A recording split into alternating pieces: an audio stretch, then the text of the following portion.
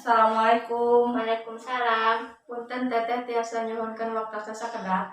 Mangga bade aya naon? Bade wawancara ke teteh kanggo tugas pengajaran bahasa Sunda. Oh, mangga. Hatur nuhun teh tos nyayagikeun waktosna. Muhun sawios bade ngawawancara ngeunaan naon? Tentang profesi nu ditekunan ku teteh. Oh, mangga pisan.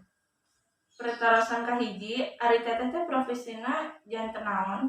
Janten guru sareng ngisi acara di kajian-kajian DKM sekolah. Naon motivasi ti teteh pikeun ngeusi kajian salaku motivasi di sakola. Salasna mah ieu teh parentah ti Allah Subhanahu wa taala. Kanggo tema kajian ti teteh biasana condong ke arah mana?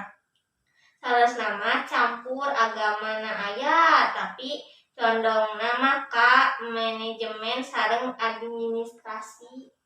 Salian ngajar di sekolah, teteh masihan motif materi di kajian-kajian di sekolah mana wae. Hampir sadaya sekolah di Bandung pernah. Teteh masihan kajian ke para pelajar SMA hunkul.